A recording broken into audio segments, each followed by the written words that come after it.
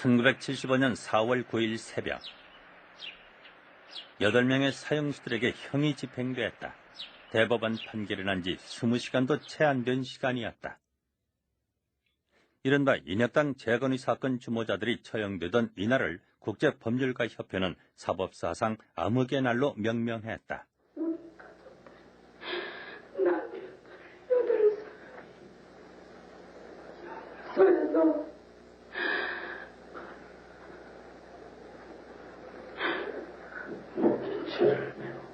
연장에 있어서 사라졌습니다.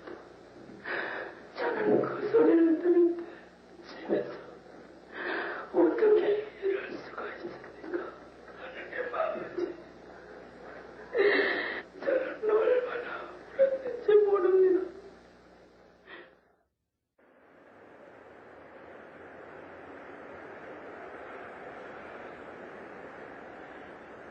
사형 집행 이틀 뒤 미국 대사관 앞에서 미국 선교사들이 검은 두건을 쓰고 밧줄을 목에 건 채 시위를 벌였다.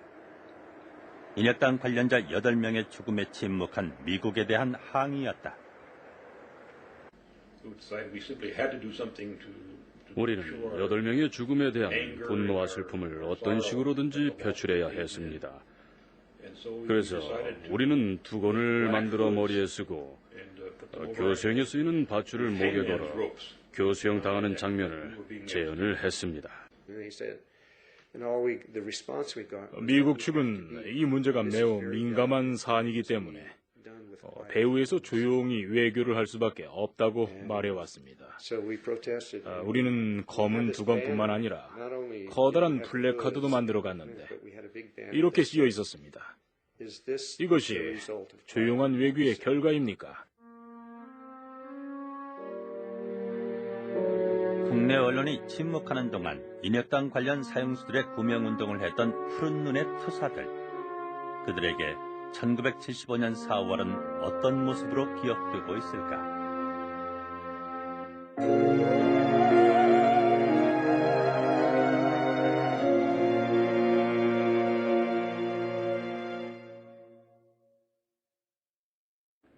유신 체제가 절정에 이른 1974년과 75년은 공포의 병영국가로 표현되곤 합니다. 인간의 기본권과 언론의 자유, 표현의 자유가 억압되었고 특히 유신헌법에 대해서는 한마디도 말해서는 안 되었습니다. 8명의 목숨을 하루아침에 앗아간 인혁당 사건은 이 시기를 상징하는 인권유린의 대표적 사례입니다. 오늘 우리는 이 인혁당 사건을 중심으로 한국 민주화운동사에서 중요한 역할을 했지만 제대로 평가된 적은 없는 외국인 투사들에 대해서 이야기하려고 합니다. 언론 탄압이 극에 달했던 시절, 인혁당 관련 시위가 외신에 보도될 때마다 신호트 신부는 가장 많이 등장하는 인물이었다. Why was this demonstration staged on the eve of President Ford's visit to Korea? I didn't pick anything. That's a good question.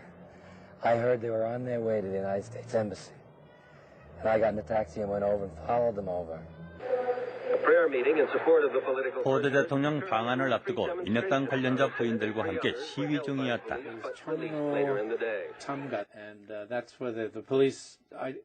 종로 3가였습니다. 기독교 회관 쪽으로 가는 시위 여성들을 경찰들이 제지하면서 충돌이 일어났지요. 그때 찍힌 사진을 보면 저는 몸을 수그린 채 대머리를 드러내고 있습니다. 그 후 어머니께서 편지를 보내셨는데 네가 꼿꼿하게 서 있지 못해 안타깝다고 쓰셨더군요. 경찰 5명이 매달려 있는데 어떻게 꼿꼿하게 서 있겠습니까? 제가 제 모습을 봐도 슬퍼 보입니다. 그는 시위의 선두에 서서 진압경찰과 격렬한 몸싸움도 마다 않던 투사였다. 신호트 신부의 시위 장면은 한국의 인권 상황을 알리는 외신의 주요 이슈가 되곤 했다.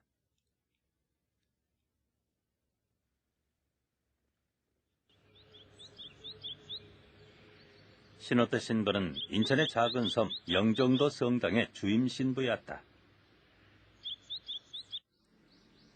1964년 한국에 온 뒤 가난했지만 소박한 신도들과 평화로운 나날을 보내고 있었다. 그런데 그를 변화시키는 사건이 일어나기 시작했다. 삼선 개헌으로 장기 집권 야욕을 드러낸 박정희는 1972년 10월 전국에 비상계엄령을 선포한 뒤 유신헌법을 확정했다. 그러나 난공불락으로 보이던 유신 정권이 흔들리기 시작했다. 민주인사들의 개헌 서명 지지운동이 확산됐고 서울대 물리대생들의 시위를 시작으로 대학생들은 1974년 신학기가 되자마자 민청학년의 이름으로 유신헌법 철폐를 주장했다. 박 대통령은 4월 3일 밤 10시를 기해 학원사 대관한 대통령 긴급조치 제4호를 선포했습니다. 긴급조치 4호는 민청학년과 관련된 일체의 활동을 금지하고 이를 어길 경우 최고 사형에 처한다는 극단의 조치였다. 반국가적 불순분열을 What's this government like? So that's how I felt in 도대체 January. 이 정부는 어떤 정부인가?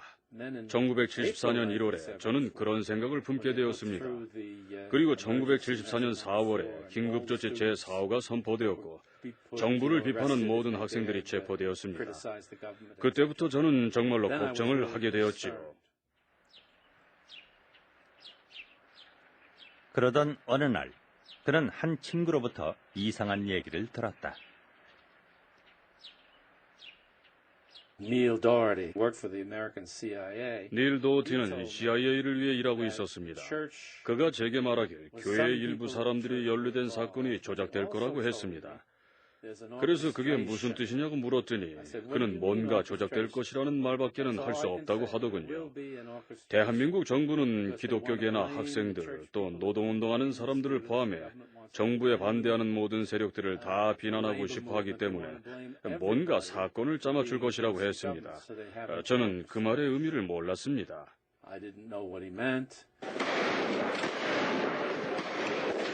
민청학년 관련자들의 검거가 본격화되면서 학생 시위와 관련된 모종의 음모설이 퍼져나갔다. 대구의 각 학생들이 많이 불똥은 엉뚱한 곳까지 튀었다. 민청학년 사건이 일어난 지 며칠 뒤 낯선 사람들과 함께 집을 나선 이영규 씨의 남편 하재환 씨는 30년이 지난 지금까지 돌아오지 못하고 있다. 집에서 아기를 재운다고 있는데 모욕 간다고 준비를 해가지고 우리 그 당시 옛날에는 그 식모라 그랬죠. 요즘은 도움이라 그러고 식모가 있었는데 아기 재우니까 아마 아주머니한테 말하지 마라 하면서 그냥 나갔어요. 그냥 나가가지고 며칠 소식이 없었다고요. 없었는데 이제 형사가 찾아왔어. 대구에 사는 도예종 씨 역시 외출해서 돌아오던 차림으로 집을 나섰다. 물을 게 있으니까 잠깐만 나갔다 오면 된다 이렇게 하더라고요. 그래 하루 있고 이틀 있고 예. 살 돼도 집에 안 들어오시잖아요. 4월 25일 그리고 며칠 뒤 사라진 남편들의 이름이 중앙정보부가 발표하는 민청학년 사건 전모에서 흘러나왔다. 전국민주청년학생 총연맹의 정부 전복과 국가별난 기도 사건 배후에는 과거 공산계 불순단체인 민민혁명당 조직과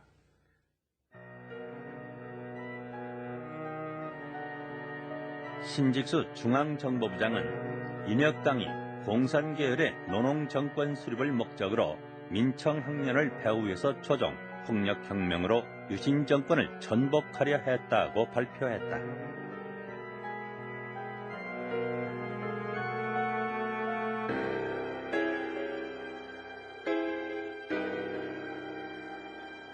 그런데 중앙정보부가 사건의 전모를 발표할 당시에도 수사관들은 단지 유신 반대운동을 했는지를 알아내는 데에만 수사력을 집중하고 있었다.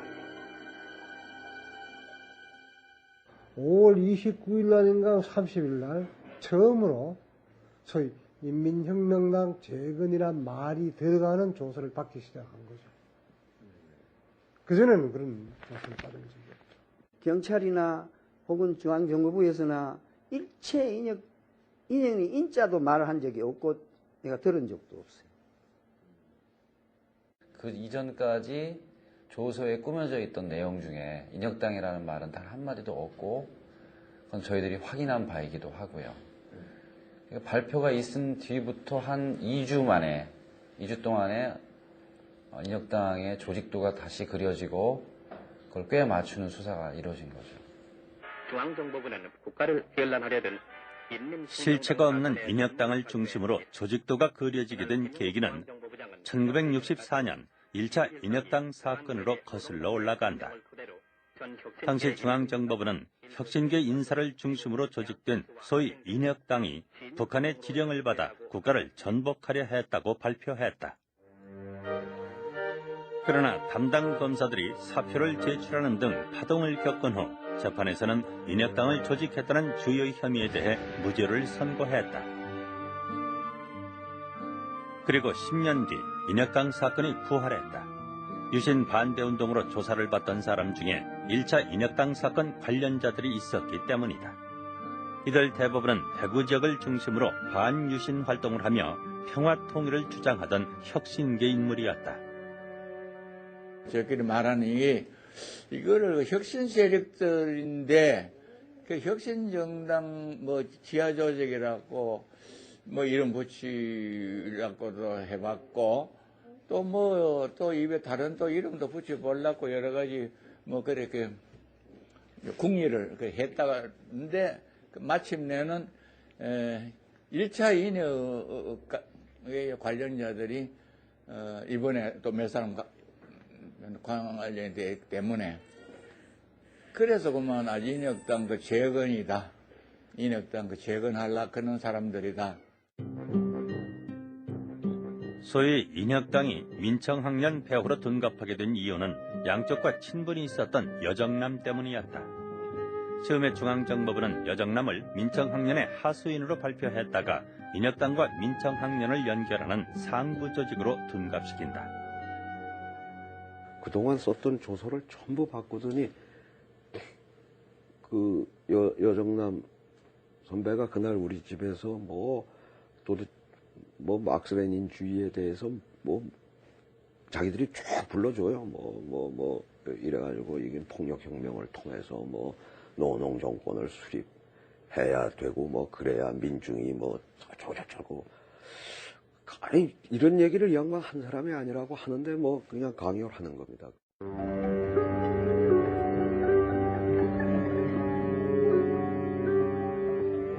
짜여진 각본대로 진술하지 않으면 가혹한 고문이 가해졌다. 고문실은 따로 없었다. 중앙정보부 지하에 있는 보일러실에서 교대로 고문이 가해졌다. 어둠컴컴한데 그 안에서 이제 고문을 하는 거예요. 타월로 손목을 탔어요, 발목이랑. 그러고 묶어요. 그 다음에는 긴 막대기를 갖다가 끼워요. 끼워가지고 책상 2개 놓고 그 사이 갖다 탁 놓는 거예요. 마치 그 도살장에서 돼지 4발 짐승을 그 2발씩 묶어가지고 막대기 끼워가지고 이렇게 탁 놓는 그거하고 똑같은 거예요. 그 다음에 물곰을 시작해요. 물곰이 상당히 어렵습니다. 물곰도 여기 타월을 코 위에 얼굴에 타월을 말아요. 그 위에다가 물을 갖다 부어요. 호흡이 가파르니까 하면 타월가 입안에 들어갈 정도입니다. 그러니 호흡이 안 되는 거죠. 그러니까 티절로 하고.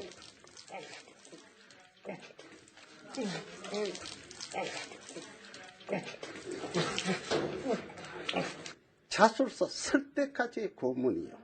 그래 누가 견디겠어. 그래서 그 치료가는 아무리 해도 우리가 이렇게 만들어난 대로 만들고 말 테니까 몸 상하지 말고 숨쉬 자술서 써라 이게.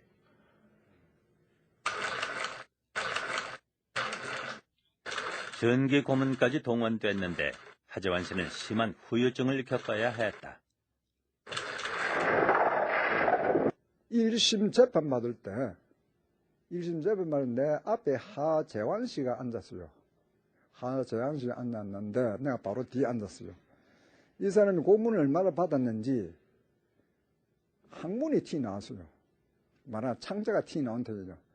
이렇게 바로 앉지를 못해가지고 왼쪽으로 이렇게 쭉 앉아요. 앉아가지고 그 창자가 항문이 티 나온 걸 손을 집어여요. 그래 집어여고는 또 이렇게 바꿔가지고 오른쪽으로 또 해가지고 또 집어여 오른쪽으로 앉고 이래가지고 이제 여러 번 하는 거를 내가 뒤에서 앉아서 봤습니다. 그들은 반공법과 내란 예비 음모죄로 기소돼 가족 한 명만 입표가 허락된 비공개 군법 재판에서 사형 선고를 받았다. 재판에서는 어떤 항변도 할 수 없었으며 항소마저 기각됐다. 법원에서요 말도 못하게 해놓으니까 이 사람들 말도 너무 말로 못했어요. 우리가 쭉 엮어가 가잖아. 이래 못 가가 쭉 가면 얼굴이라도 보고 싶어. 우리가 이랬다고 참 이러니까 막 멀어가면서 못 보게 하는 기라. 그 사람들도 이래 그것도 보도 못하게 하고요. 그래 얼굴도 못 받고 말도 한마디도 못 해봤고. 우리는 불안하니까 더군다나 사태라까는 무기만 남기달라고 했거든. 사태는 낭떨어지지만 무기는 떨어지지 않고 니로 오니까 우리는 무기만 되면 우리는 더 안 바랜다. 사자 있으면 면허해도 사자가 제일 불안하다. 인혁당 가족들은 지푸라기를 잡는 심정으로 한 외국인 선교사를 찾아갑니다. 당시 한국에는 유신체제 하의 정치 상황과 인권 탄압에 대해서 논의하고 이를 해외에 알리는 외국인 모임이 있었습니다.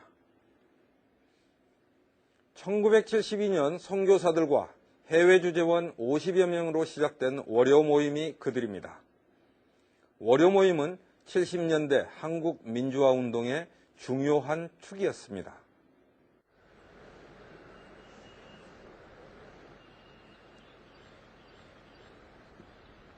인혁당 가족들이 찾아간 사람은 20년 넘게 한국에 살면서 산업 현장의 노동자들에게 선교 활동을 하고 있던 조지 오글 목사였다.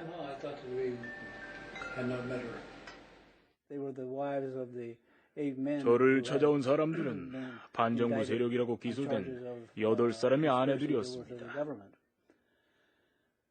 그들은 자신들이 처한 상황을 제게 설명하고는 도움을 요청했습니다. 그들의 말에 의하면 중앙정보부 요원들이 밤늦게 갑자기 문을 부수고 집안에 들이닥쳤었는데 그들의 남편들을 끌고 나갔다고 합니다. 아내들을 위협하고 무엇을 찾느라 그랬는지 온 집안을 다 뒤지고 갔다고 합니다. 저는 그들의 남편들이 혹독하게 고문당하고 죄를 자백하도록 강요당했다는 이야기를 전해 듣고 도저히 믿을 수가 없었습니다. 한국의 인권 상황이 악화되면서 월요 모임 회원들도 활발하게 움직이고 있었다. 오글 목사로부터 인혁당 사건을 전해 들은 회원들은 그 사건에 대한 정보를 수집했다. 그들은 한 달에 한 번 발간하는 소식지와 보고서를 통해 국내 거주 외국인과 해외 언론에 인혁당 사건을 알리기 시작했다.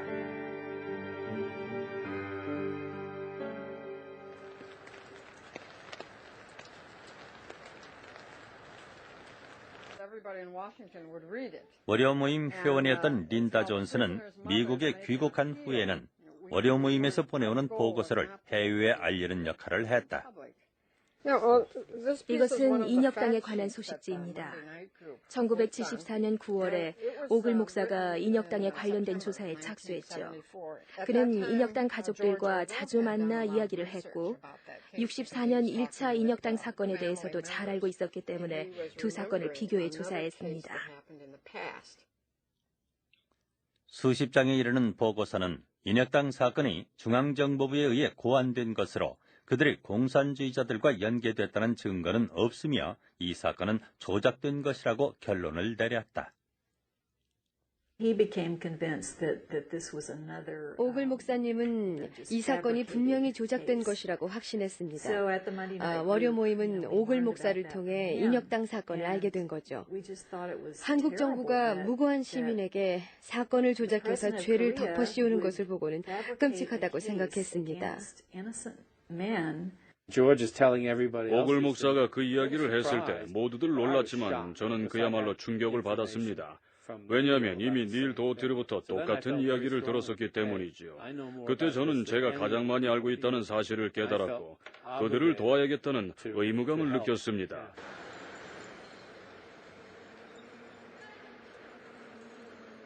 오글 목사는 이 사건의 진실을 알리기로 했다.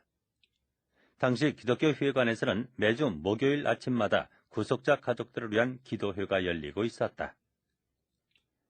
오글 목사는 1974년 10월 9일 모교 기도회의 설교 시간에 인혁당 사건이 고문으로 조작됐다는 사실을 폭로했다. 국내에서는 쉬쉬했던 합의된 침묵이 외국인 선교사에 의해 깨진 것이다. 저는 이들이 사형을 당할 만한 일을 한 것이 없다고 말했습니다. 저는 설교 시간에 그들이 결백하다고는 말하지 않았습니다. 단지 이들이 사형당할 만한 일을 한 것이 아니라고만 말했죠. 학생이나 종교인 등 다른 시국사범에 비해 주목을 받지 못했던 인혁당 관련자들과 가족들. 오글 목사의 모교 강연 이후 그들의 억울함을 호소할 수 있는 장이 마련됐다.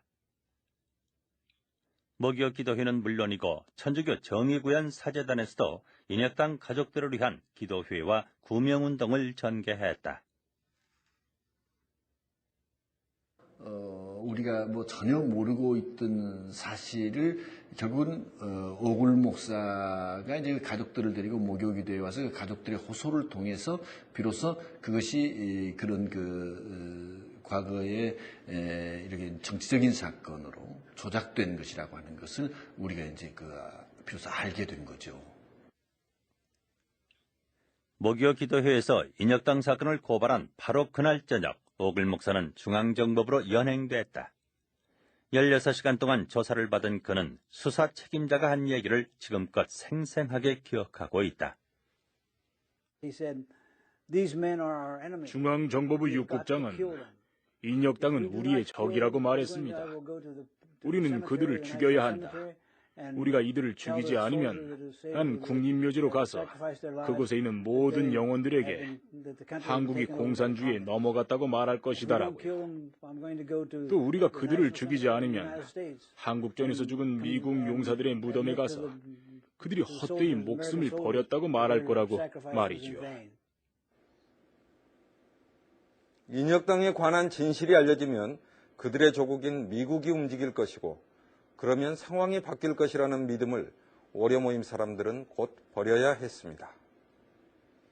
유신 정권은 냉전 이데올로기를 정권 유지 수단으로 이용하고 있으며 미국은 공산주의와 맞서는 국가라면 어떤 인권 탄압을 하는 독재 정권일지라도 모른 채 할 수 있다는 것을 깨닫게 된 것입니다.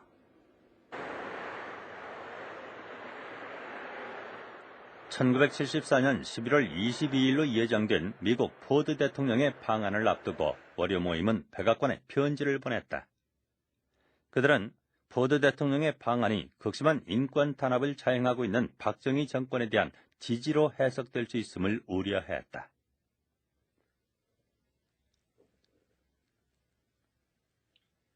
만일 방한을 취소할 수 없다면 시간을 내어 자신들을 만나달라고 요청했다. 그러나 백악관으로부터 회신은 없었다. 저는 미국의 언론과 미국인들이 한국에서 어떤 일이 벌어지고 있는지를 안다면 변화가 생길 거라고 생각했습니다. 미국 대사에게도 탄원서를 썼고 우리가 아는 모든 것을 이야기하자고 마음먹었습니다. 그것이 민주주의고 그렇게 해야 변화를 가져올 수 있기 때문이었죠. 포드 대통령 방한 직전 한국 정부는 북한이 남침용 땅굴을 파내려오고 있다고 발표했다. 월요 모임 회원들은 이 역시 한국 정부가 큰 사안이 있을 때마다 악용하는 냉전의 수단이라고 생각했다.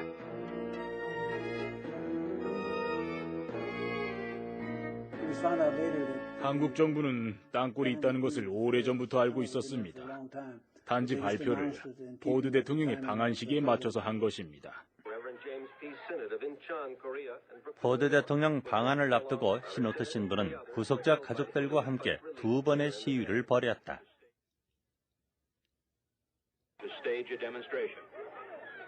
두 번째 시위는 미 대사관에서 벌인 것이었다.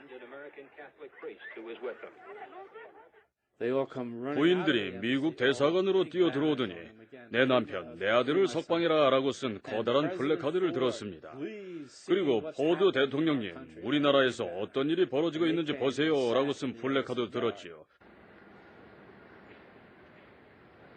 결국 1박 2일의 일정으로 방한한 포드 대통령은 한미 동맹의 굳건함을 과시하는 악수를 나누었을 뿐 한국의 인권 상황에 대해서는 한마디도 꺼내지 않았다.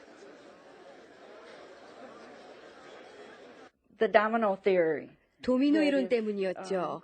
만약 남한이 붕괴하면 일본이나 이웃 주변 국가까지 그 여파로 붕괴할 위험이 있기 때문에 미국은 남한과 이 지역의 공산화를 방지하기 위해 미군을 주둔시킨다는 거였습니다. 그때는 소련의 위협 때문이었죠. 포드 대통령의 방안은 박정희 정권의 지지를 의미했죠. 모든 한국 언론들은 양국 대통령이 악수하는 사진을 실었는데 1만 마디의 말보다 효과가 있었죠. 사람들은 그래, 아무 문제가 없구나 하고 생각할 테니까요. 포드 대통령은 하루를 한국에서 머무는 동안 월요 모임에는 아무런 메시지도 보내지 않았다.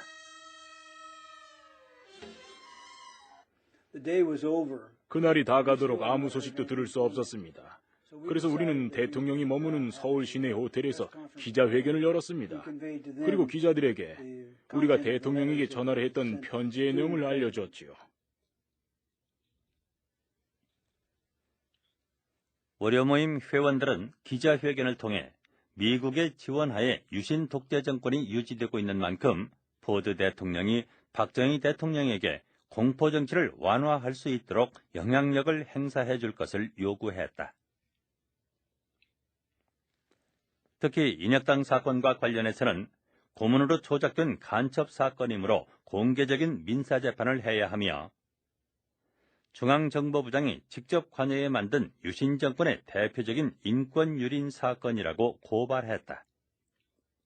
월요 모임 회원들의 기자회견은 포드 대통령의 방한 기사와 함께 전 세계에 전송됐다. 미국 내에서는 월요 모임 출신 선교사들이 주도하는 박정희 정권 반대 시위가 이어졌다. 이들은 극에 달한 박정희의 인권 탄압과 이를 사실상 지원하고 있는 미국의 외교 정책을 비판했다. 그리고 12월이 됐다. He had a message for me from the assistant foreign 저에게 한국 정부 외무부 비서관의 메시지를 전달해 주더군요. 제가 인혁당 사람들을 비호한 것에 대한 공식 사과를 하지 않으면 추방될 거라는 것이었습니다. 저더러 공식 사과문과 함께 앞으로는 그러지 않을 것이라는 각서를 쓰라고 그렇게 요구했습니다.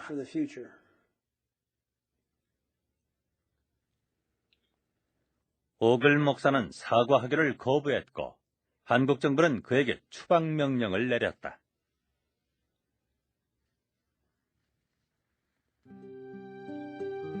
한국전쟁 직후 선교사로 들어와 노동자들의 권익보호를 위해 애를 썼던 오글 목사는 억울한 사형수의 구명운동을 하다 추방까지 당하게 된 것이다.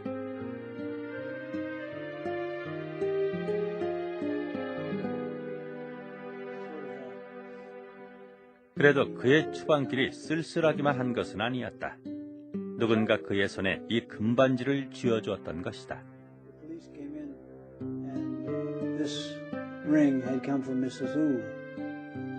이 반지는 우홍선 씨 부인이 준 것이었습니다. 그녀는 한국 정부 관계자들이 저를 일본으로 보낼지 모른다고 생각했고 일본에 가면 저에게 돈이 없을까 봐 반지를 팔아 음식이라도 사 먹으라고 이 반지를 줬다고 하더군요. 전 우홍선 씨 부인에게 편지를 보내 당신의 남편이 석방될 때까지 이 반지를 끼고 있겠다고 했습니다.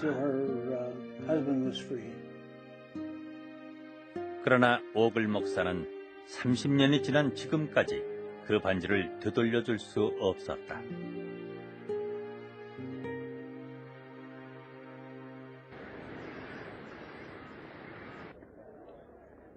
오글 목사가 추방된 뒤에도 시노드 신부의 투쟁은 그치지 않았다. 새해가 됐고 언론 자유 실천 선언을 응원하는 의미로 시노드 신부는 동아일보에 광고를 실었다. 오글 목사의 생일을 기념하는 한편 한국 정부를 비꼬는 광고였다.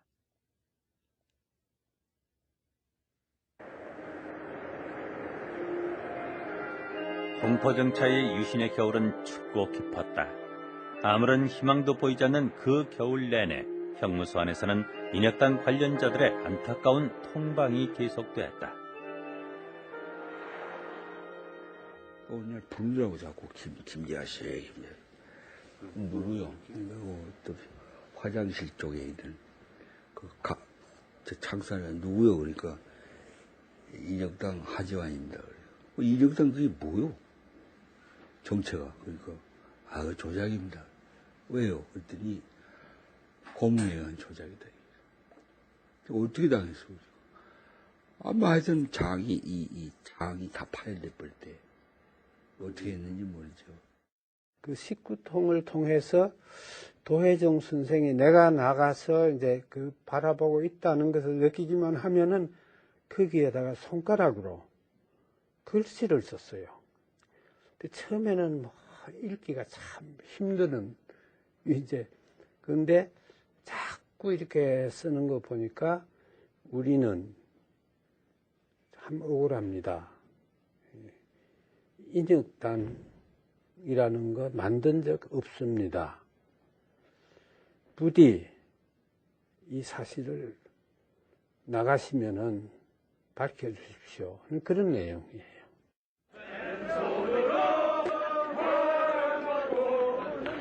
1975년 2월 유신헌법 찬반을 묻는 국민투표가 실시됐고 사흘 뒤 민청학년 등 시국사범들이 석방됐다. 그러나 그 가운데 인혁당 관련자들은 끼어있지 않았다. 그 교도소에 우리는 나오는 줄 알고 교도소에 갔더니 막 저게 지교수를 막 그거 목마태가 던지고 하고 할 때 반갑기는 그냥 우리는 울었어요. 얼마나 좋겠노 저 사람들은. 우리들은 집에 가서 애들한테 뭐라고 하면 좋겠노 싶은 생각에서. 그래 이제 석근 씨가 우리를 보듬으면서 당신네들은 역사를 참 창조한 역사의 어머니시다. 너무 슬퍼하지 마라. 잘 안 되겠나? 이 정부가 오래 가겠나? 잘 될 거야. 그러니까 울면서 내려오고.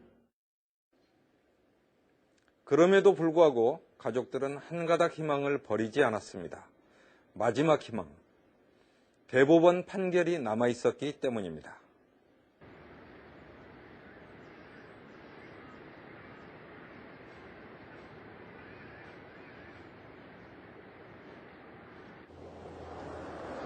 (4월 8일) 오전 10시 인혁당 관련자 대법원 선고 공판이 열렸다. 제한적으로 입장이 허용된 가족들과 어려 모임 회원들은 방청석에서 숨을 죽였다. 드디어 최종 판결, 상고를 기각하며 사형을 확정한다는 내용이었다. 빈 법정에다가 이름만 척척척척 부르더라고요. 빈 법정에서. 그러고 검찰이 뭔지 그 사람들 재판관들 13명 쭉 앉더니 우리는 아무도 없고 그러지만 이름만 호명만 하디만은 사형 항소 기각 그거 뭐 재판은 얼마 걸립니까? 끝나고 가버리잖아요. 그래 우리는 천지가 무너지는 거지 뭐 뛰고 굴리고 울고 불고 하다가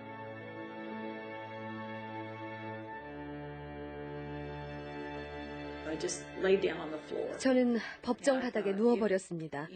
화가 너무나도 많이 났었거든요. 바닥에 누워서는 이곳을 떠나지 않을 거라고 소리쳤지요.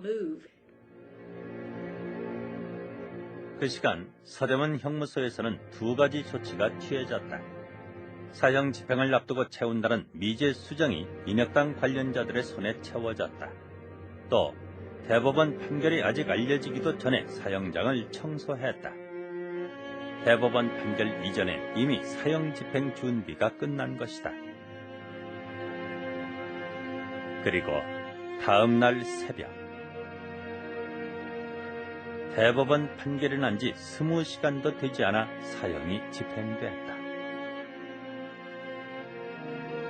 그토록 사형 집행을 서두른 이유는 무엇일까? 확정 판결이 났으면은 그거는 이제 그걸로서 집행을 하면 되는 겁니다. 그러니까 그 아주 괘씸하게 생각을 하고 빨리 집행해버리라 그 말씀드립니다. 그때 또 학생들이 막 데모도 많이 일어나고 했을 테니까.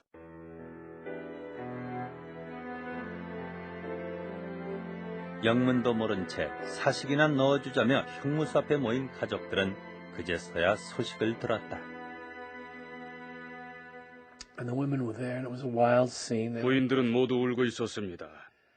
내 친구 베니 신부도 거기 있었는데 저는 울지 않았습니다. 오히려 분노를 느꼈지요. 화가 났습니다.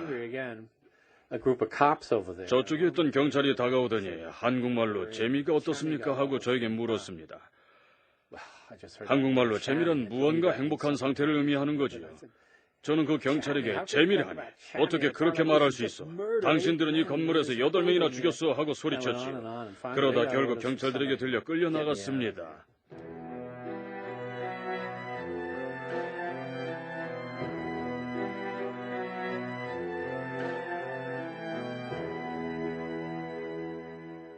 It was sort of like the breath went out of me. I had to sit down. 사형 소식을 듣고 숨이 막혀서 자리에 주저앉았어요. 왜냐하면 그들이 사형될 것이라고 생각하지 않았기 때문이죠. 전 법정 최고형인 사형을 언도하더라도 나중에 가면 형을 감해주는 그런 간섭 같은 것이 있을 거라고 생각했었거든요. 하지만 제 생각이 틀렸습니다.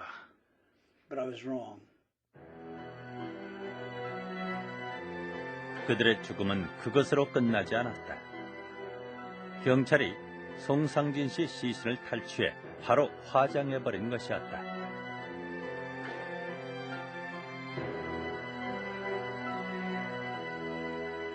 이 사람들은 어제 재판받고 오늘 처형됐다. 이런 억울함이 어디 있느냐. 시신을 빼앗아가려고 한다. 이제 그 과정에서 알았지만 벽제 화장터로 끌고 가라고 한다. 한 번 처형됐는데 화형으로 또 처형을 하려고 든다. 그 돌아가신 분은 거룩하지 않습니까? 죽음 앞에서 누구나 다 이렇게 무릎을 꿇고 절을 하게 되어 있는데 그 시신도 탈취하면서 장례도 제대로 치르지 못하게 했던 정말 그야말로 동양의 윤리도덕적 정신에서 볼 때 아주 부도덕한 그러한 그 정권이 박정희 정권이었습니다. 8구의 시신 중에 이수병 씨를 포함해 3명만이 가족들에게 인도됐다. 사람들은 그의 시신을 보고서야 왜 장례마저 치르지 못하게 했는지를 이해했다. 그의 몸에는 끔찍한 고문의 흔적들이 남아있었던 것이다.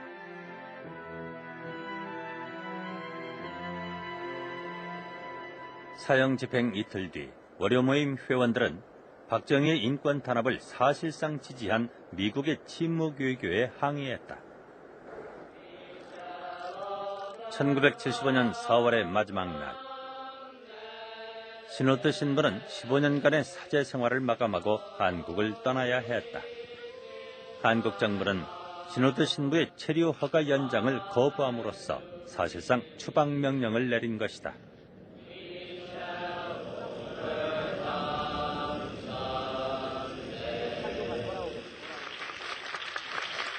신호트 신부는 공항에서 검은 두건을 씀으로써 인혁당의 억울한 죽음을 다시 한번 항의했다. 뉴요커라는 잡지는 미국 정부가 미국 내에서 민주주의를 선호하는 것은 상식이지만 외국의 경우 미국의 이익을 취할 수 있는 안전한 피난처로서 독재 정권을 선호한다고 썼더군요. 머리를 꽝 얻어맞은 것 같았습니다. 그 한 구절이 모든 것을 말해주었죠.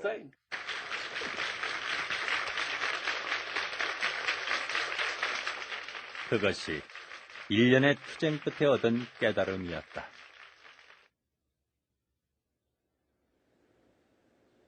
지난 2002년 의문사 진상규명위원회는 인혁당 사건을 고문에 의한 사법살인이라고 규정했습니다. 하지만 피해자들의 명예회복을 위한 후속 조치는 이루어지지 않았고 그 상처 또한 아직 아물지 않았습니다. 오는 9일이면 인혁당 관계자들이 처형된 지 만 30년이 됩니다. 이제 노인들이 된 70년대 투사들은 30년 동안 이어져 온 망각과 침묵을 깨뜨려야 할 때라고 말합니다.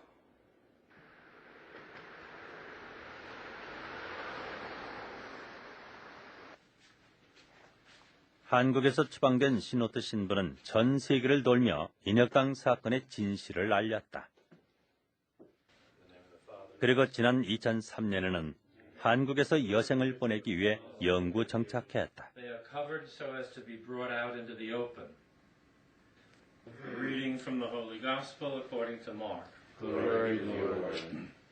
인혁당 관련자들과의 인연으로 다시 한국으로 돌아온 신호트 신부에게 1975년 4월 9일은 아직 진행형이다.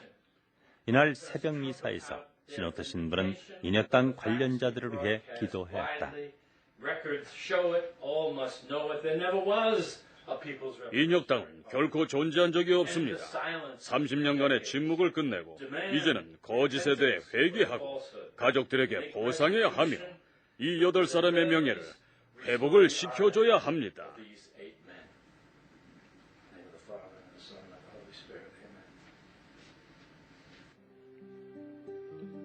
미국으로 추방된 뒤 오글 목사는 인혁당의 진실을 알리기 위해 애쓰는 틈틈이 한국의 노동자, 농민과 함께했던 시간을 몇 권의 책으로 펴냈다.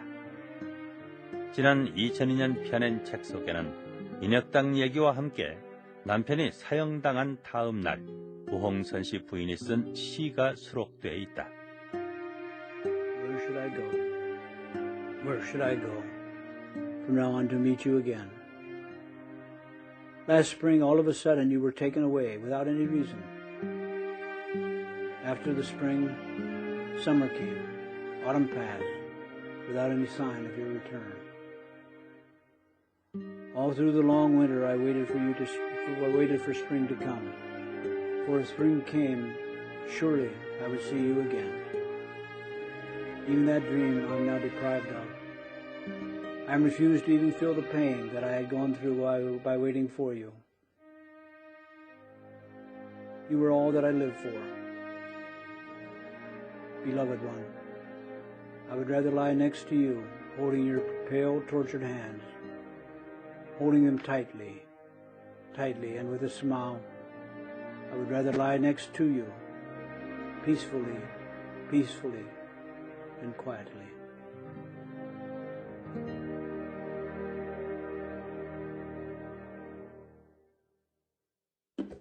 이제 시대가 바뀌었다. 이제부터 다시 새로운 나라를 만들자. 민족론자들을 긁어들이려고 하는 거지. 희마당을 찾은 연인호는 1000만 명을 훨씬 넘었고 절정을 쿠킹이라 그러니까 무슨 일이 일어날 것 같기도 하고. 우리 집에 왔죠. 술을 가지고 문화적 리더십을 당신이 좀 해달라. 저하고 김민기 씨였어요. 탈퇴 조직을 파헤치려고 하는 계략이 파시즘이죠.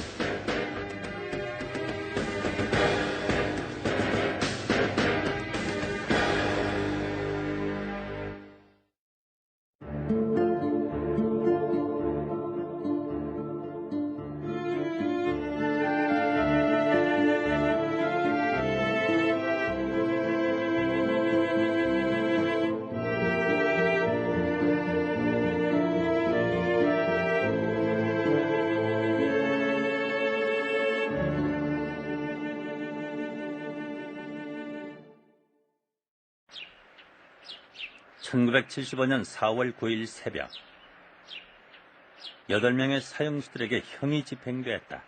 대법원 판결이 난 지 20시간도 채 안 된 시간이었다. 이른바 인혁당 재건의 사건 주모자들이 처형되던 이날을 국제법률가협회는 사법사상 암흑의 날로 명명했다.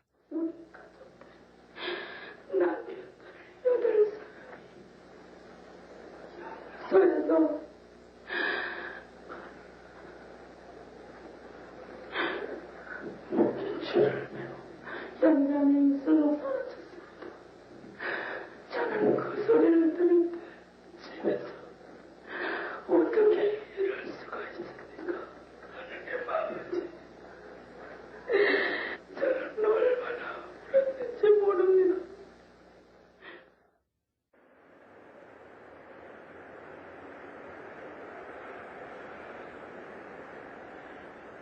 사형 집행 이틀 뒤 미국 대사관 앞에서 미국 선교사들이 검은 두건을 쓰고 밧줄을 목에 건 채 시위를 벌였다. 인혁당 관련자 8명의 죽음에 침묵한 미국에 대한 항의였다. 우리는 8명의 죽음에 대한 분노와 슬픔을 어떤 식으로든지 표출해야 했습니다. 그래서 우리는 두건을 만들어 머리에 쓰고 교수형에 쓰이는 밧줄을 목에 걸어 교수형 당하는 장면을 재현을 했습니다. 미국 측은 이 문제가 매우 민감한 사안이기 때문에 배후에서 조용히 외교를 할 수밖에 없다고 말해왔습니다. 우리는 검은 두건뿐만 아니라 커다란 플래카드도 만들어 갔는데 이렇게 쓰여 있었습니다. 이것이 조용한 외교의 결과입니까? 국내 언론이 침묵하는 동안 인혁당 관련 사형수들의 구명운동을 했던 푸른 눈의 투사들. 그들에게 1975년 4월은 어떤 모습으로 기억되고 있을까?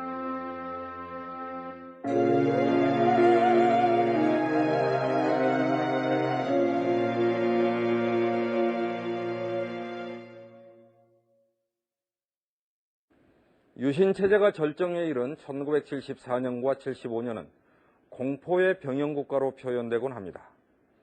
인간의 기본권과 언론의 자유, 표현의 자유가 억압되었고 특히 유신헌법에 대해서는 한마디도 말해서는 안 되었습니다. 8명의 목숨을 하루아침에 앗아간 인혁당 사건은 이 시기를 상징하는 인권유린의 대표적 사례입니다.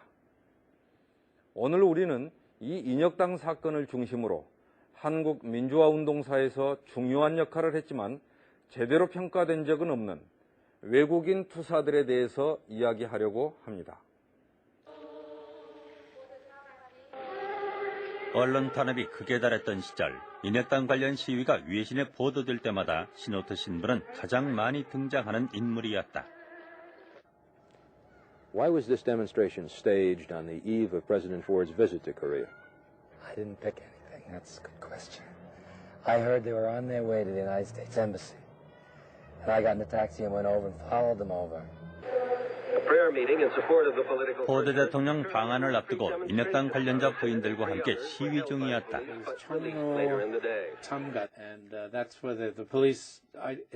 종로 3가였습니다. 기독교 회관 쪽으로 가는 시위 여성들을 경찰들이 제지하면서 충돌이 일어났지요.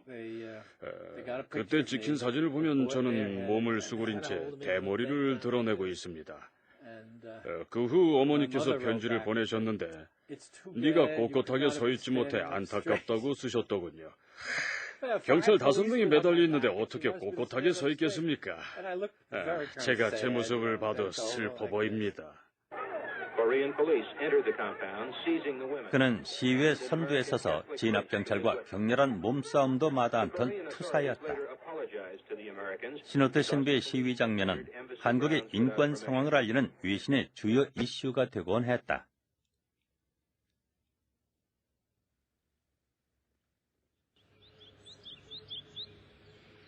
신호트 신부는 인천의 작은 섬 영종도 성당의 주임 신부였다.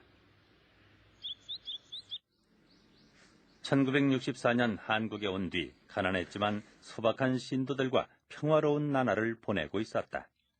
그런데 그를 변화시키는 사건이 일어나기 시작했다. 삼선 개헌으로 장기 집권 야욕을 드러낸 박정희는 1972년 10월 전국에 비상계엄령을 선포한 뒤 유신헌법을 확정했다. 그러나 난공불락으로 보이던 유신 정권이 흔들리기 시작했다. 민주인사들의 개헌 서명 지지운동이 확산됐고 서울대 물리대생들의 시위를 시작으로 대학생들은 1974년 신학기가 되자마자 민청학년의 이름으로 유신헌법 철폐를 주장했다. 박 대통령은 4월 3일 밤 10시를 기해 학원사 대관한 대통령 긴급조치 제4호를 선포했습니다. 긴급조치 4호는 민청학년과 관련된 일체의 활동을 금지하고 이를 어길 경우 최고 사형에 처한다는 극단의 조치였다. 반국가적 불순분열을 What's this government like? So that's how I felt in 도대체 January. 이 정부는 어떤 정부인가? 1974년 1월에 저는 그런 생각을 품게 되었습니다.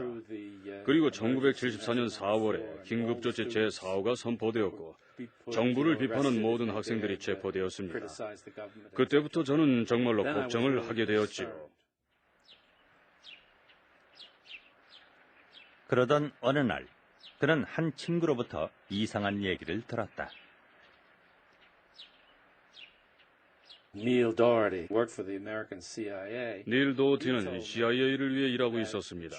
그가 제게 말하길 교회의 일부 사람들이 연루된 사건이 조작될 거라고 했습니다. 그래서 그게 무슨 뜻이냐고 물었더니 그는 뭔가 조작될 것이라는 말밖에는 할 수 없다고 하더군요. 대한민국 정부는 기독교계나 학생들 또 노동운동하는 사람들을 포함해 정부에 반대하는 모든 세력들을 다 비난하고 싶어 하기 때문에 뭔가 사건을 짜맞출 것이라고 했습니다. 저는 그 말의 의미를 몰랐습니다.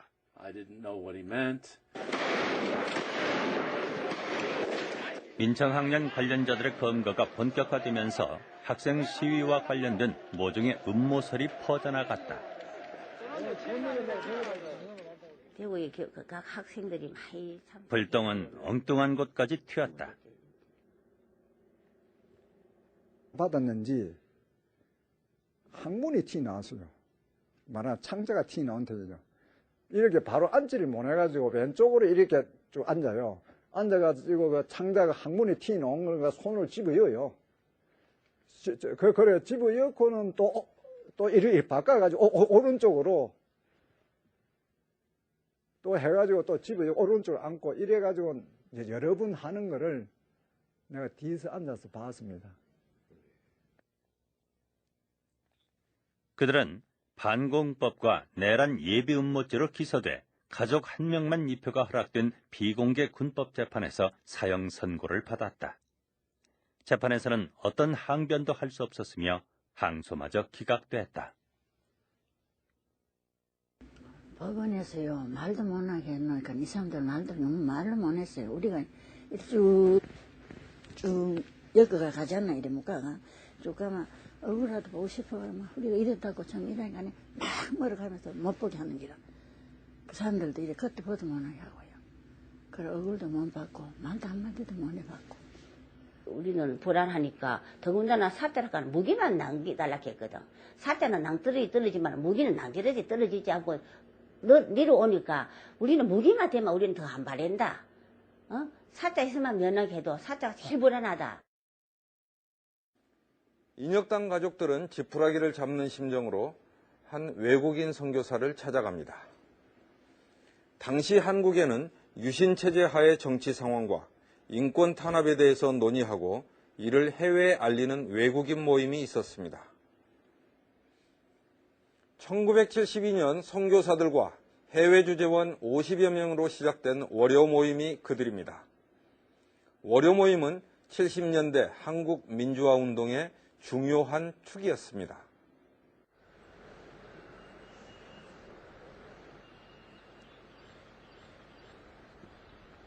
인혁당 가족들이 찾아간 사람은 20년 넘게 한국에 살면서 산업 현장의 노동자들에게 선교 활동을 하고 있던 조지 오글 목사였다.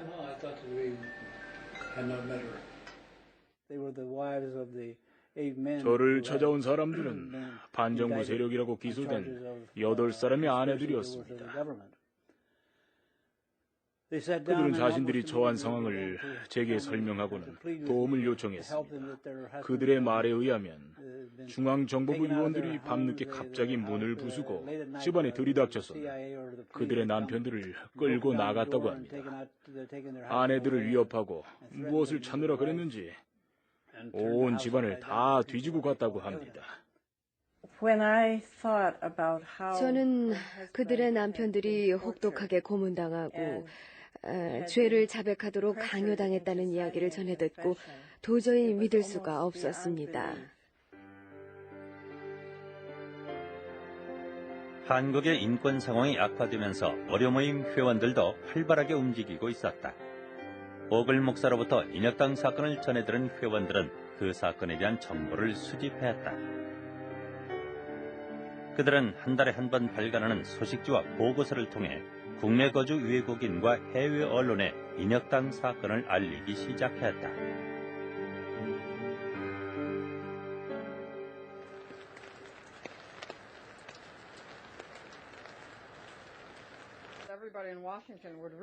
월요 모임 회원이었던 린다 존스는 미국에 귀국한 후에는 월요 모임에서 보내오는 보고서를 해외에 알리는 역할을 했다. 이것은 인혁당에 관한 소식지입니다. 1974년 9월에 오글 목사가 인혁당에 관련된 조사에 착수했죠. 그는 인혁당 가족들과 자주 만나 이야기를 했고 64년 1차 인혁당 사건에 대해서도 잘 알고 있었기 때문에 두 사건을 비교해 조사했습니다. 수십 장에 이르는 보고서는 인혁당 사건이 중앙정보부에 의해 고안된 것으로 그들이 공산주의자들과 연계됐다는 증거는 없으며 이 사건은 조작된 것이라고 결론을 내렸다. 오글 목사님은 이 사건이 분명히 조작된 것이라고 확신했습니다. 월요 모임은 오글 목사를 통해 인혁당 사건을 알게 된 거죠. 한국 정부가 무고한 시민에게 사건을 조작해서 죄를 덮어씌우는 것을 보고는 끔찍하다고 생각했습니다. 오글 목사가 그 이야기를 했을 때 모두들 놀랐지만 저는 그야말로 충격을 받았습니다. 왜냐하면 이미 닐 도어티로부터 똑같은 이야기를 들었었기 때문이지요. 그때 저는 제가 가장 많이 알고 있다는 사실을 깨달았고 그들을 도와야겠다는 의무감을 느꼈습니다.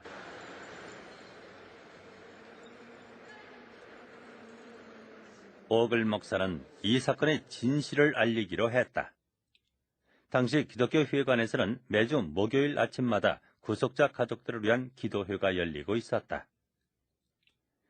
오글 목사는 1974년 10월 9일 모교 기도회의 설교 시간에 인혁당 사건이 고문으로 조작됐다는 사실을 폭로했다.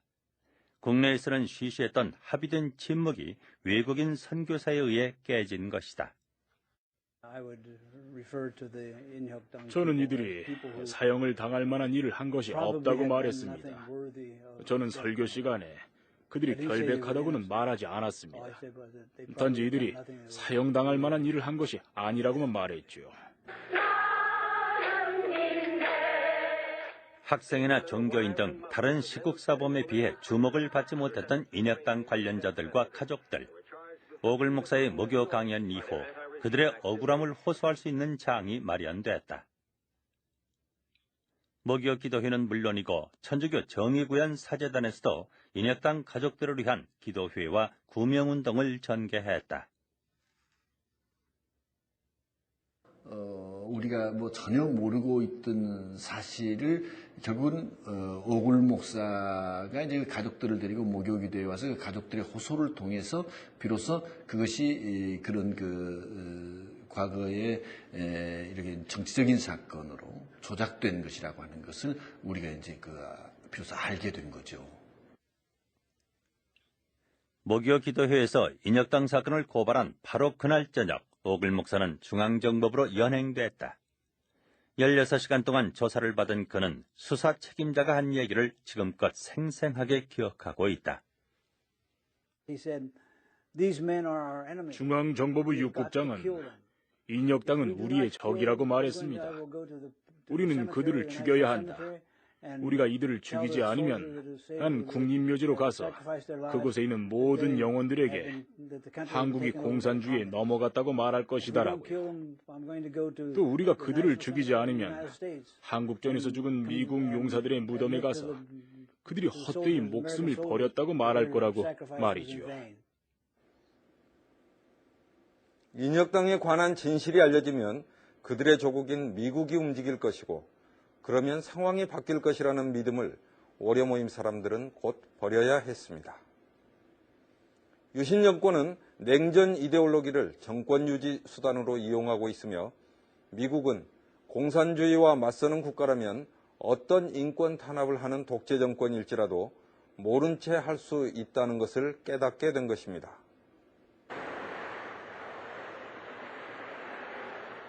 (1974년 11월 22일로 예정된 미국 포드 대통령의 방한을 앞두고 월요 모임은 백악관에 편지를 보냈다.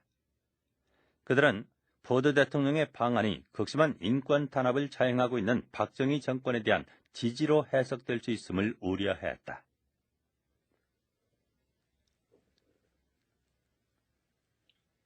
만일 방한을 취소할 수 없다면 시간을 내어 자신들을 만나달라고 요청했다. 그러나 백악관으로부터 회신은 없었다. 저는 미국의 언론과 미국인들이 한국에서 어떤 일이 벌어지고 있는지를 안다면 변화가 생길 거라고 생각했습니다. 미국 대사에게도 탄원서를 썼고 우리가 아는 모든 것을 이야기하자고 마음먹었습니다. 그것이 민주주의고 그렇게 해야 변화를 가져올 수 있기 때문이었죠.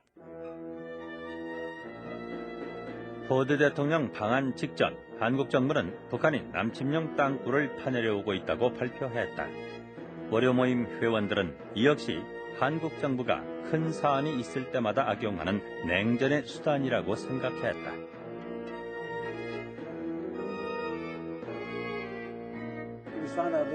한국 정부는 땅굴이 있다는 것을 오래전부터 알고 있었습니다. 단지 발표를 포드 대통령의 방한 시기에 맞춰서 한 것입니다. 포드 대통령 방한을 앞두고 시노트 신부는 구속자 가족들과 함께 2번의 시위를 벌였다.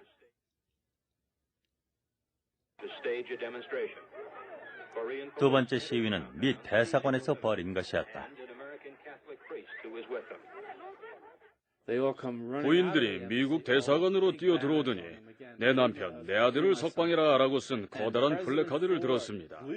그리고 포드 대통령님, 우리나라에서 어떤 일이 벌어지고 있는지 보세요 라고 쓴 플래카드 들었지요. 결국 1박 2일의 일정으로 방한한 포드 대통령은 한미 동맹의 굳건함을 과시하는 악수를 나누었을 뿐 한국의 인권 상황에 대해서는 한마디도 꺼내지 않았다.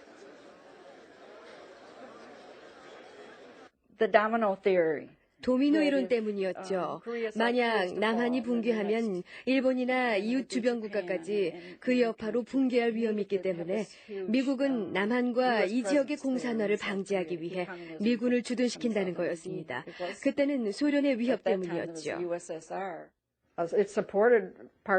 포드 대통령의 방안은 박정희 정권의 지지를 의미했죠. 모든 한국 언론들은 양국 대통령이 악수하는 사진을 실었는데 1만 마디의 말보다 효과가 있었죠. 사람들은 그래, 아무 문제가 없구나 하고 생각할 테니까요. 포드 대통령은 하루를 한국에서 머무는 동안 월요 모임에는 아무런 메시지도 보내지 않았다.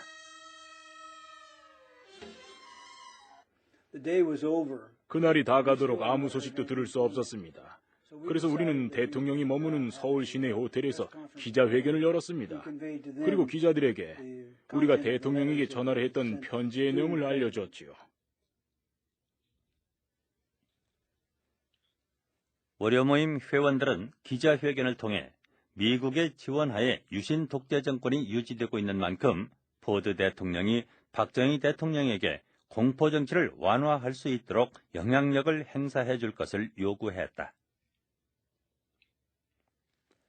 특히 인혁당 사건과 관련해서는 고문으로 조작된 간첩 사건이므로 공개적인 민사재판을 해야 하며 중앙정보부장이 직접 관여해 만든 유신 정권의 대표적인 인권유린 사건이라고 고발했다. 월요 모임 회원들의 기자회견은 포드 대통령의 방한 기사와 함께 전 세계에 전송됐다. 미국 내에서는 월요 모임 출신 선교사들이 주도하는 박정희 정권 반대 시위가 이어졌다. 이들은 극에 달한 박정희의 인권 탄압과 이를 사실상 지원하고 있는 미국의 외교 정책을 비판했다. 그리고 12월이 됐다. He had a message for me from the assistant foreign 저에게 한국 정부 외무부 비서관의 메시지를 전달해 주더군요. 제가 인혁당 사람들을 비호한 것에 대한 공식 사과를 하지 않으면 추방될 거라는 것이었습니다. 저더러 공식 사과문과 함께 앞으로는 그러지 않을 것이라는 각서를 쓰라고 그렇게 요구했습니다.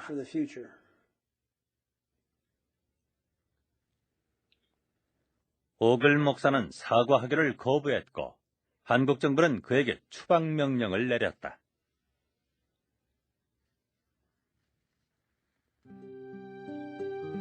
한국전쟁 직후 선교사로 들어와 노동자들의 권익 보호를 위해 애를 썼던 오글 목사는 억울한 사형수의 구명운동을 하다 추방까지 당하게 된 것이다.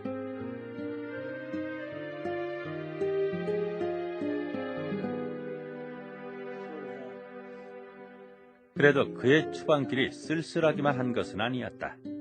누군가 그의 손에 이 금반지를 쥐어주었던 것이다.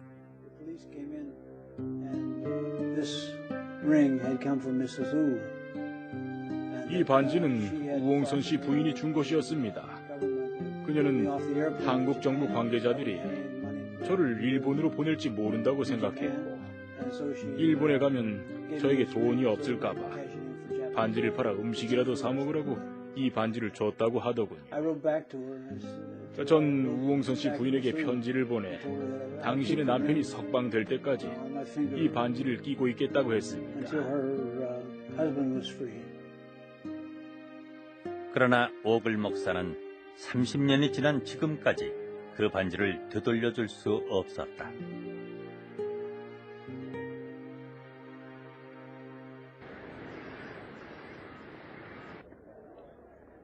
오글 목사가 추방된 뒤에도 시노트 신부의 투쟁은 그치지 않았다.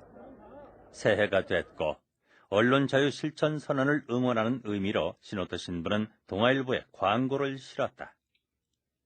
오글 목사의 생일을 기념하는 한편 한국 정부를 비꼬는 광고였다.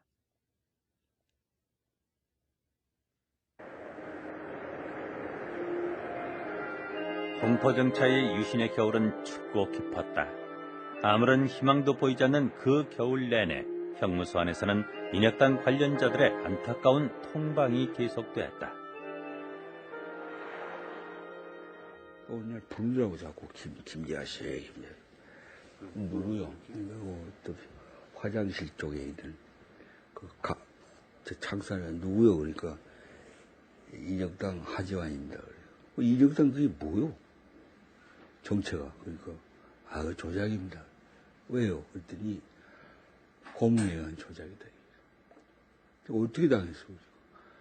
하여튼 이 장이 다 파열돼 버릴 때 어떻게 했는지 모르죠. 그 19통을 통해서 도혜정 선생이 내가 나가서 이제 그 바라보고 있다는 것을 느끼기만 하면은 거기에다가 손가락으로 글씨를 썼어요. 근데 처음에는 읽기가 참 힘드는 그런데 자꾸 이렇게 쓰는 거 보니까 우리는 참 억울합니다. 인혁단이라는 거 만든 적 없습니다. 부디 이 사실을 나가시면은 밝혀주십시오. 그런 내용이에요.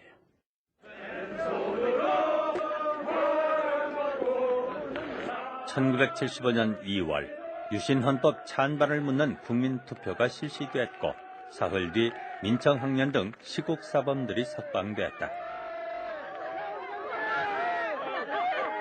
그러나 그 가운데 인혁당 관련자들은 끼어있지 않았다.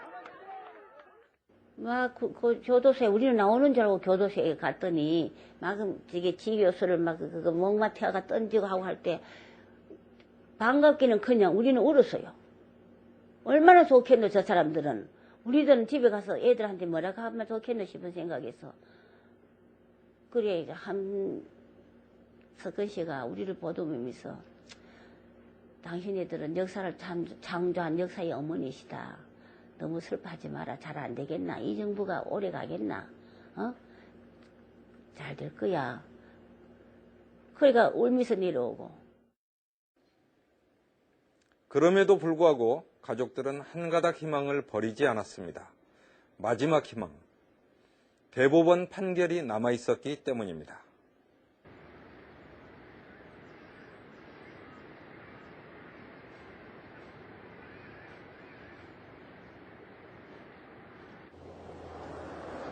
(4월 8일) 오전 10시 인혁당 관련자 대법원 선고 공판이 열렸다. 제한적으로 입장이 허용된 가족들과 어려 모임 회원들은 방청석에서 숨을 죽였다. 드디어 최종 판결, 상고를 기각하며 사형을 확정한다는 내용이었다. 빈 법정에다가 이름만 착착착착 부르더라고요. 빈 법정에서.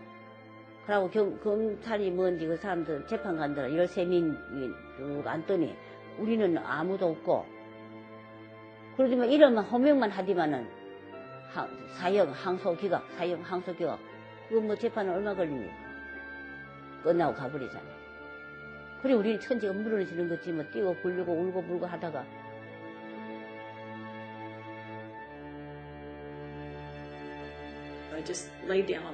저는 법정 바닥에 누워버렸습니다.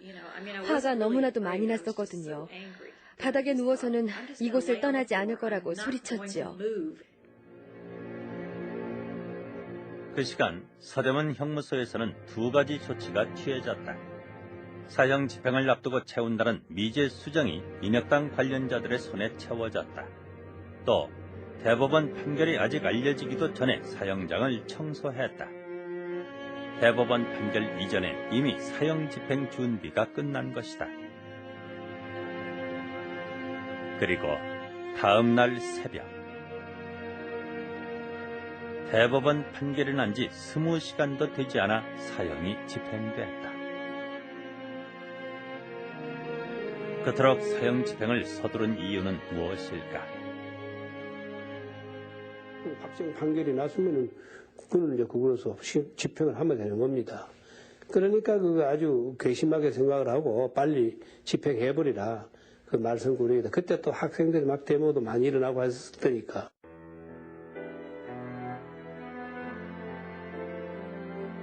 영문도 모른 채 사식이나 넣어주자며 형무소 앞에 모인 가족들은 그제서야 소식을 들었다. 부인들은 모두 울고 있었습니다. 내 친구 베니 신부도 거기 있었는데 저는 울지 않았습니다. 오히려 분노를 느꼈지요. 화가 났습니다. 저쪽에 있던 경찰이 다가오더니 한국말로 재미가 어떻습니까 하고 저에게 물었습니다. 한국말로 재미란 무언가 행복한 상태를 의미하는 거지요. 저는 그 경찰에게 재미라니 어떻게 그렇게 말할 수 있어. 당신들은 이 건물에서 8명이나 죽였어 하고 소리쳤지요. 그러다 결국 경찰들에게 들려 끌려나갔습니다.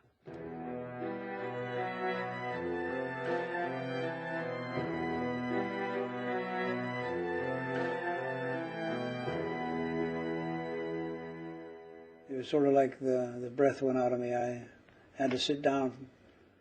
사형 소식을 듣고 숨이 막혀서 자리에 주저앉았어요. 왜냐하면 그들이 사형될 것이라고 생각하지 않았기 때문이죠. 전 법정 최고형인 사형을 언도하더라도 나중에 가면 형을 감해주는 그런 간섭 같은 것이 있을 거라고 생각했었거든요. 하지만 제 생각이 틀렸습니다.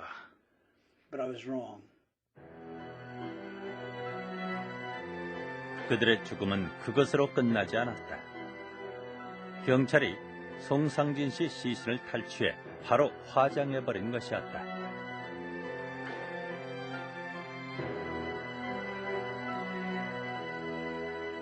이 사람들은 어제 재판받고 오늘 처형됐다.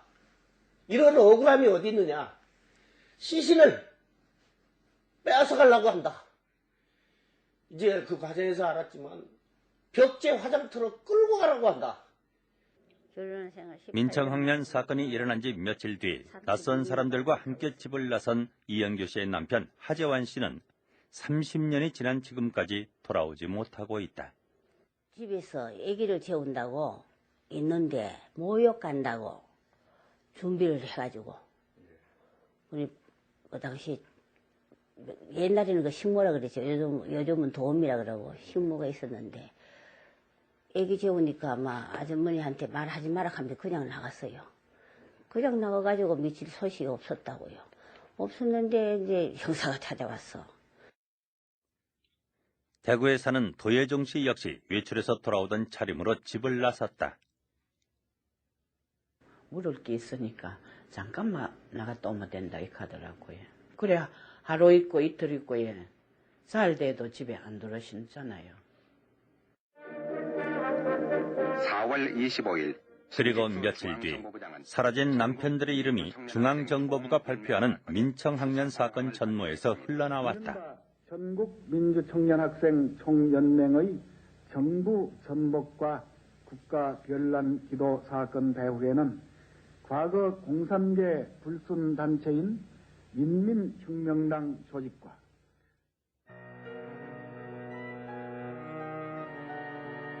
신직수 중앙정보부장은 인혁당이 공산계열의 노농정권 수립을 목적으로 민청학년을 배후에서 조종, 폭력혁명으로 유신정권을 전복하려 했다고 발표했다.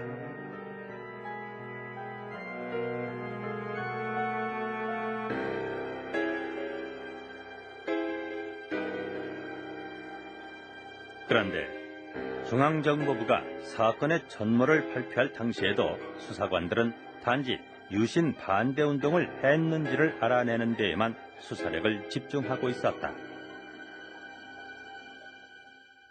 5월 29일 날인가 30일 날 처음으로 소위 인민혁명당 재건이란 말이 들어가는 조서를 받기 시작한 거죠. 그전에는 그런 조서를 받은 적이 없죠. 경찰이나 혹은 중앙정보부에서나 일체 인연이 인자도 말을 한 적이 없고 내가 들은 적도 없어요. 그 이전까지 조서에 꾸며져 있던 내용 중에 인혁당이라는 말은 단 한마디도 없고 그건 저희들이 확인한 바이기도 하고요. 그러니까 발표가 있은 뒤부터 한 2주 동안에 인혁당의 조직도가 다시 그려지고 그걸 꽤 맞추는 수사가 이루어진 거죠. 중앙정보부는 국가를 변란하려던 실체가 없는 인혁당을 중심으로 조직도가 그려지게 된 계기는 1964년 1차 인혁당 사건으로 거슬러 올라간다.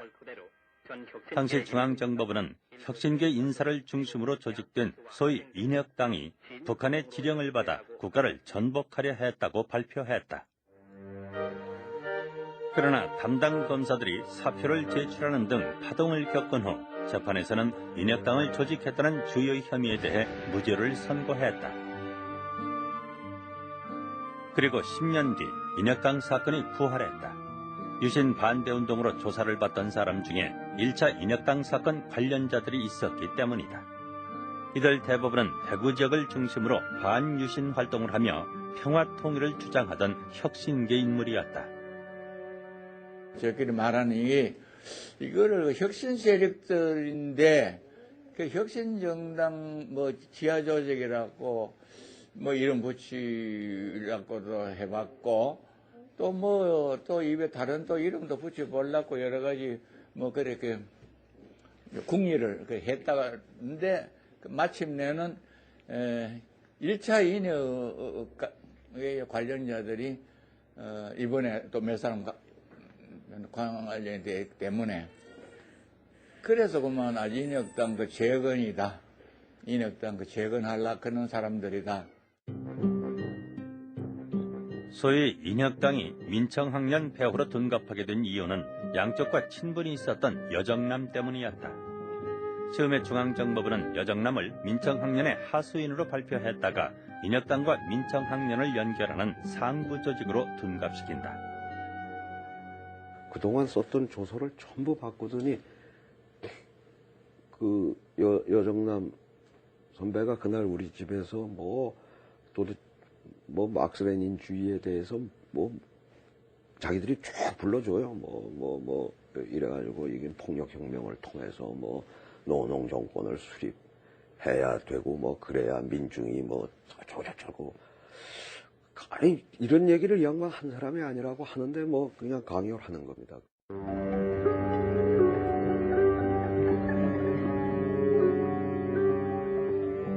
짜여진 각본대로 진술하지 않으면 가혹한 고문이 가해졌다. 고문실은 따로 없었다. 중앙정보부 지하에 있는 보일러실에서 교대로 고문이 가해졌다. 어둠컴컴한데 그 안에서 이제 고문을 하는 거예요. 타월로 손목을 다 싸요, 발목이랑. 그러고 묶어요.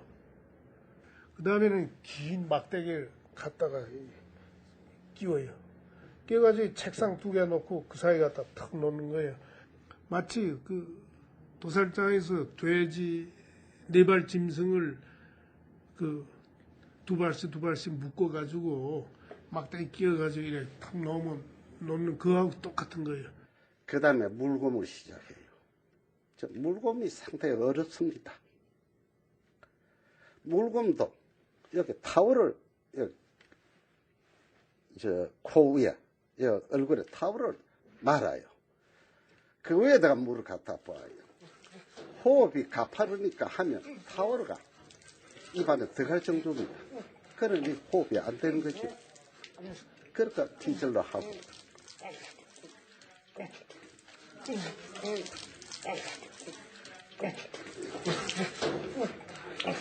자술서 쓸 때까지 고문이요. 그래 누가 견디겠어. 그래서 그 치료가는 아무리 해도 우리가 이렇게 만들어난 대로 만들고 말 테니까 몸 상하지 말고 숨쉬 자술서 써라 이게.